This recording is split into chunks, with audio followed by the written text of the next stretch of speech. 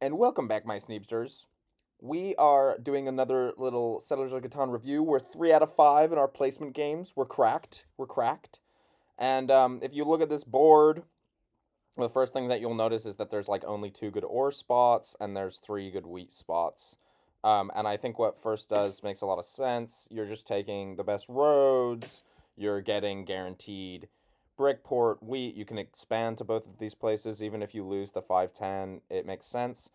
I think this makes sense from first, and then in second pick, I think it's pretty obvious what you should do here, guys. And if you're not picking this, then you need to reevaluate your understanding of how of Catan, because having ore dominance straight to the ore port on this board is going to be really good. Look how much sheep there is on this 8. When this 8 rolls a couple times in an orbit, everyone's going to have tons of sheep, and there should be a good amount of wheat to trade for, even if I don't get on any of it. The other thing that I'm thinking here is, what are my outs? So usually when I look at a board, the first thing I think about is like what's the resource distribution, like what's low, what's high, and what do the ore and the wheat look like.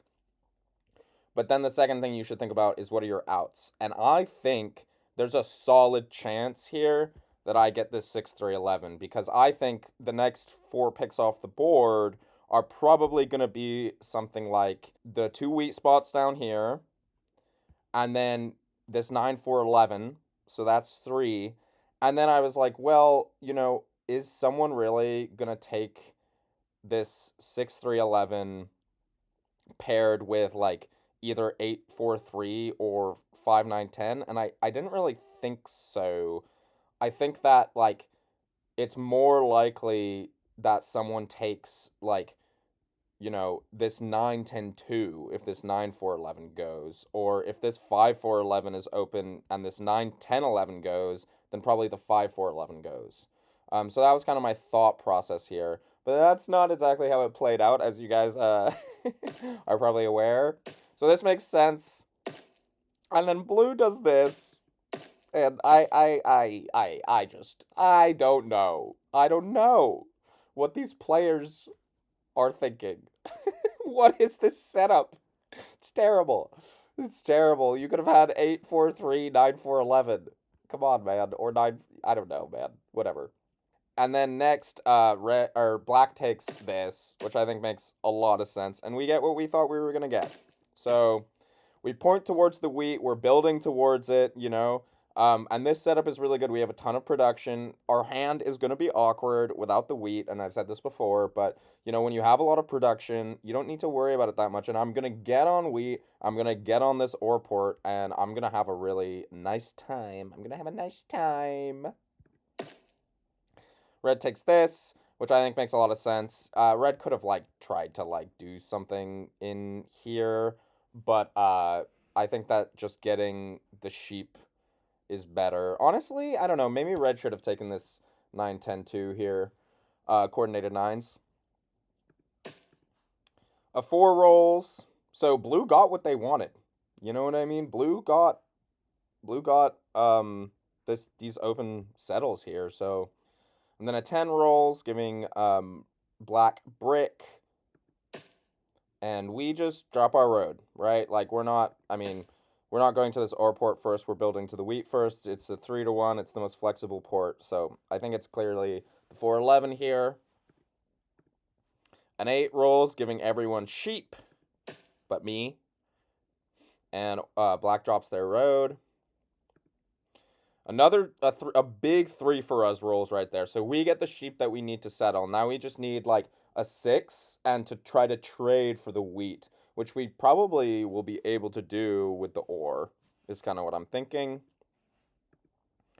So blue's offering these trades, and eventually they get this wheat for brick trade off with black. So that's good for blue. And they drop their road. A 2 rolls, giving blue a little bit of wheat, a little bit of more sheep. A 5, giving red wood and black wheat. And we can't really do anything here. I'm trying to trade the wood for the wheat. They're offering sheep for wood. red is. But I end up getting this wheat trade off with black, which is huge for our game. And now we just have to roll a 6. And so, a lot of people think like you should only trade when you can do an action with your hand, but in this position, I don't want to wait until like my hand is stuck and then have to trade multiple cards. Like if I can get a 1-for-1 wood for wheat right now, I'm definitely doing that. A 4 rolls, giving blue wheat and black brick, and black gets their settle. An 8 rolls, giving the whole board sheep, and again, blue is trying to trade wheat for brick. Red tries to squeeze them for 2 cards. Blue just uses their 2-for-1 port to settle. 12 rolls. Red starts trying to trade. They're looking for the wood. They're looking for the wheat up here. And they get the trade off with blue. And they 4-1. And they drop their road settle. And here, I like the 3-1 guys. But I think as red here, I probably would have gone to the 9-10. Just because you don't really need more sheep. You know what I mean? I don't know. I think it's fine. It's fine. It's fine to go to the 3-1 there. I think it could be situationally good either way, but if you're good at trading here, I think you'll recognize that like the wheat's kind of low. Like me and blue don't really have a huge amount of wheat, and getting this extra wheat is going to allow him to trade me for the ore, right? Or blue for the ore. We roll another 3, which is beautiful, but we can't settle, so I offer the sheep for a brick or the wood for a brick, and then I offer both of them, and I get it off with black, again, giving us a settle, and this is beautiful. We're fully set up now. We have all 5 resources. We have a 3-1, so we can make sheep if we want to dev. We can city now. If we can city this 693 guys, like we're gonna be in a good spot, and no one's bought a single dev yet, so it's nice. We roll a 9, giving us some ore and black some ore, and giving red wheat. Blue comes back, rolls a 6. Beautiful, beautiful, beautiful. Blue is offering sheep for brick or ore for brick, and I offer the brick for 2 cards, and blue doesn't bite. Do build a road, and blue's setup, I guess it's sort of turning out okay. I still think they had like way better stuff here. 9 rolls, so there's a good amount of ore on the board, and red has some wheat. Imagine if red had doubled up this 9, you know? They'd be able to be trading, I'm offering brick ore for 2 wheat, right? Like I'm just trying to get the wheat trade off. Red is asking for 2 cards on their turn, which is kind of crazy, but they don't get it off. We roll another 6, and our hand is completely stuck. It's okay, guys. We knew that this was going to happen with the setup. We try to trade. Red's offering 2 cards for the wheat, so I offer, ore, brick, and then I offer 2 brick and an ore for 2 wheat. He just wants to give 1 wheat for an ore and a brick, and I say no, I just offer the 1-for-1 ore for wheat, and he's trying to squeeze me for 2.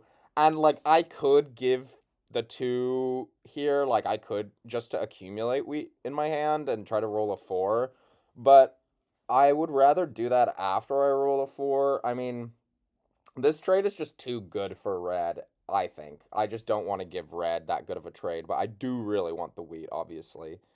But on the next orbit, a 4 rolls, and maybe we should have taken that trade there. We would have been on 6 cards, and we would have had a city in the hand. So maybe that was a slight oversight from me, but I think you could honestly go either way on that decision. Black is trying to trade ore for wood or sheep ore for wood. And that's another thing about this setup, guys, is that like this 6-3-11 spot is actually perfect brick wood ratios, right? Like I have 4 pip to start. I have 4 pips of wood and 5 pips of brick. So that helps our hand not be as stuck because we get them in a 1-to-1 ratio. So we're not like flooded with one or the other. Everyone says 0, and black drops their road. Now another huge 3 rolls. And look at our hand. Magnificent. Magnificent. Now we can drop a road. We can pop. Life is good. Blue's trying to get some sheep for wood. They end up giving wood and getting sheep from red. And they port down their 2 sheep and they build another road. Looking for road here. An 11 rolls. Now we got the road settle. That's pretty good, guys. Those 2, that 3 into that 11. Mwah. Mwah. Beautiful. Beautiful. Red is trying to give wheat for wood, and I say, absolutely, sir. Absolutely, I will give a 1-for-1 trade for wheat. Now I've got a dev and a settle, or I can just take the city. And they road settle with that trade. On our turn, we're praying, please. Please no 7. Please. And we miss it. And a 10 rolls, giving red some wheat and giving black and blue bricks. And what would you do here, guys? Would you road settle dev? Would you city? What's your thought?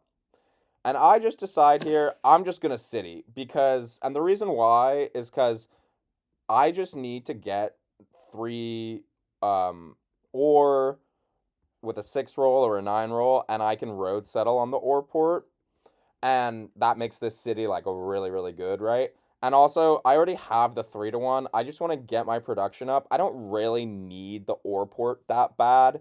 I'm thinking now, well, I've got a ton of production, and I can just start buying devs. No one's bought any devs yet. And we have ore dominance. So we should be able to control who buys devs, and we're going to make sure it's us. But we do drop the road. I'm not really worried about red plowing me here. I think red has better places to go. Like, they should honestly probably be going to, like, this wood port to try to come down here and, like, connect. Or, like, even just, like, tripling up this 9 is, like, not bad. Over plowing me here on this ore port, which does nothing for them and gives them a 3 of sheep, which they don't need, and annoys me, and I'm going to have knights. So a lot of the time you'll hear me say, like, oh, I wouldn't drop this road. But here, like, we have so much production. I just don't want to 7 out. I'm just going to drop it. If we get plowed, it is what it is. But I don't think red's going to plow us. On black's turn, they roll a 9. So now we've got the settle if we really want it. They're trying to give ore for wheat. And red is really charging here. They're asking for 2 ore for 1 wheat. And black eventually gives in and gives them an ore and a sheep for 2 wheat. So it's a little bit of a better deal, but that gives black a city. And black's been trading really well this game. You got to give him credit. We roll another 6, and my hand is just, it's amazing. It's huge, stupendous. Stupendous. I got the settle. I can dev. Amazing, amazing, amazing.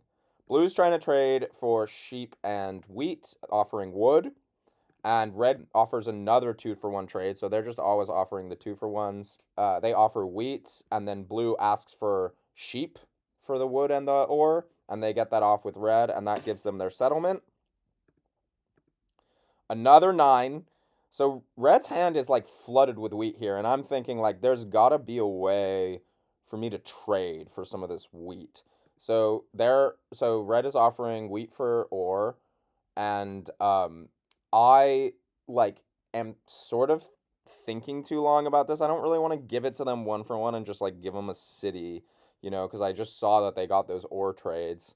But black ends up just accepting it, and red just like snaps yes. So I really should have taken this trade here. That was a big mistake from me, not just snapping yes on this 1-for-1.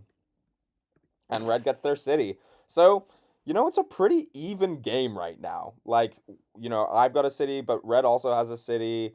Blue probably has road, right? The real question is who's getting army.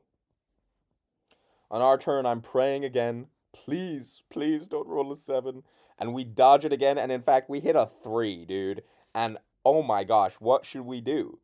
And I just decide I'm just going to settle and I'm just going to buy a dev. I'm going to go for army. No one's bought any devs yet. we should be able to get it with this amount of production in the ore port. We're completely independent now. We don't have to rely on trades. From going from this really awkward setup with no wheat to now, like, look at what we've got, right? So this is really good. And here I just decide I'm just going to drop this road here. I don't think blue is coming back. I just want to reduce my hand size in case, like, you know, 6 into something else rolls, or like 9 into 11, or 3 also puts us on 7 cards. So I just want to make it so that 2 rolls don't put me over here, and I just decide it's worth it to take the risk that blue is going to back plow me, and I'm just going to drop this road here. On black's turn, they roll a 6, which is great for us. Now we've got another dev, and I'm thinking I'm probably just going to use this yop to double dev if I can. Black drops their settle. We hit another 11, so we can settle or we can dev. On red's turn, they roll a 5, giving black some wheat, and red and black wood too. And black's offering brick for wheat. Now they need wheat. Black offers a wheat for an ore, and red, I don't think has any ore, so they just drop their 2 roads down to the wood port. And so yeah, like, as predicted, this is the way that red is going. We hit another 6, and what would you guys do with this hand here? I think it's clear that we should probably just start going for army. You could settle, you could, but I just decided I'm gonna pop and see what I get. We get another yop, which is crazy. And I'm like, oh, dude, this sucks. Come on, man. I don't need this. I need knights. I need knights, guys. I need knights. But I just think I just kind of want to use my cards here. I could just pop again and like maybe like drop 2 roads up this way, but I'm just gonna make the 6 really big and just use all my cards, make points, and maybe, who knows, like maybe I can sneak road and like use this yop to like city settle or something. So I'm staying flexible, guys.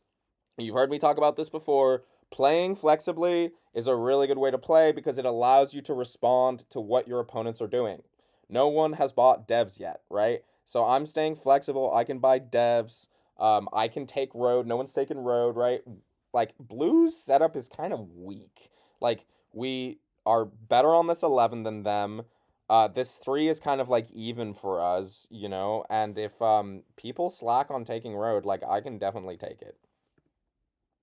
We roll an 11, giving us 2 wood. Beautiful. Black builds a road, just getting all their settles down. Blue rolls a 4. So we've got another city with the yop. And they build a city. Red rolls a 10, giving wheat and brick to the board. And they drop their settle. We roll another 11.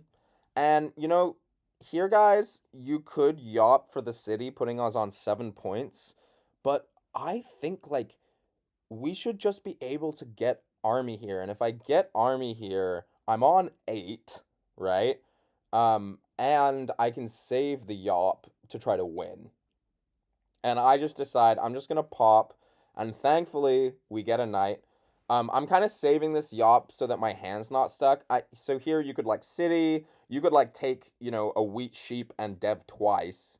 But I don't really need to. I think if I didn't get a knight here, I might have used the yop to pop again. Like, if I had gotten a VP or something, I'd definitely use the yop to pop again. But after popping once, I just think, like, I can take army over, the next 3 turns if I can get a dev off every turn. And then I can just use this yop to win. Black rolls a 6, giving us a bunch of ore. So that's nice. And, another thing is about this setup, guys, is like, we should easily be able to make cities with this much ore in the ore port. Like, I'm not really enthused about using this yop to city. I want to pop. Black builds a settlement. And on blue's turn, they roll an 8, giving everyone sheep. Blue ports down their sheep and takes longest road. Red rolls a 9, giving the whole board a bunch of ore and giving red a bunch of wheat. And they're trying to trade brick for ore or sheep for ore. And blue actually starts an embargo against them, like thinking that they look pretty scary. And I'm totally willing to trade, so I offer this 2 ore for 2 wheat because it just gives me a city, putting me on 7. And then now if I can just get army, I'm basically on 9. And I can use this yop to get my last point. But red doesn't accept, and they do this disgusting port down for 3 ore. I think, like, as red here, yeah, I mean, I guess it makes sense not wanting to give 2 wheat for the ore there. But they drop another city, and they're on 7. So if they take road, they're on 9. So they're definitely scary here. I'm praying no 7 on our turn. I'm praying no 7, and we roll a 2. Thank goodness. And I just decide here, I could pop again and use all my ore, but I kind of just want to like use a lot of the cards from my hand, and I already have a knight. So if I can get this city and this road settle down and use the knight to defend myself after I do that and I become scary, right? I'm saving this knight for when I get blocked. Because right now, who's getting blocked? It's red, right? So I don't need this knight right now, but I can use this turn to use another playable dev, this Yop, and city. I think you could have argued to just pop there too, but I like the city. And I just dropped this road. And I'm also thinking like if by some miracle blue doesn't like connect here, I can just settle and drop 3 roads to win. And like these 6s give me a road, right? Like a 6 and an 11 here is really close to winning. If I can settle. A 10 rolls giving wheat and brick to the table. And black buys a dev and drops a road and drops another road. So maybe black's thinking about trying to take road. Blue rolls another huge 8 for the table, giving everyone a ton of sheep. And they port down 2 of their sheep and they drop their city. And they're on 8. They can settle for 9. It's a good, blue's setup actually turned out like pretty good, right? So maybe I was wrong about this. I don't know. It was kind of crazy, but it worked out for them. A huge 3, a massive 3 on our turn. Now we can pop. If a 6 rolls, we can settle. Red tries to give wheat for ore, but no one's trading with them. They take an ore, 3 for wanting their sheep down, and they buy a dev. On our turn, we're really praying for no 7 again, and again, we are delivered. We decide here to use the knight because no 7's been rolled yet this game, which is absolutely crazy. We're all on 7 points, but I just think, blue can settle to go to 9, and I just want to block them. And so I rob them. And so with this hand, guys, I just decide I want to pop again, and I could save the wood to try to, like, settle or something, but I just think, probably what's going to happen here is I'm going to take army in 2 orbits and try to get a settle or a city along the way. So I just pop, and we get a VP. And so now I'm like, oh, man, it's going to take us a while to get army. We're going to need to pop next turn and pop the turn after that. So it's going to take us at least 3 whole orbits to get army. And maybe we don't have time to do that. So now I'm kind of thinking maybe we should try to sneak road. I'm sort of hoping that blue doesn't extend, or, at the very least, maybe the game will last for us to take army, but this spot's not looking great. Honestly, I would have really liked another knight there. But we hit a 9. It's good. Black's trying to trade, but at this point in the game, no one's really interested in trading anymore. Everyone's just on 8, and they're looking to try to win. Black buys a dev. Blue rolls a 9 again, so we've got 2 pops in hand. We've got the settle if we really want for 9. Black rolls an 11, and oh my gosh, guys, what is that? What is that? Is that road? Is that road with no 7 right there? Black porch loud for a door. Pops a dev. We avoid the 7 again. Amazing. Sneep Catan on YouTube. Bam. That's how we do it. Thanks for liking and subscribing. Thanks for watching, guys. And I'll see you in this next clip here.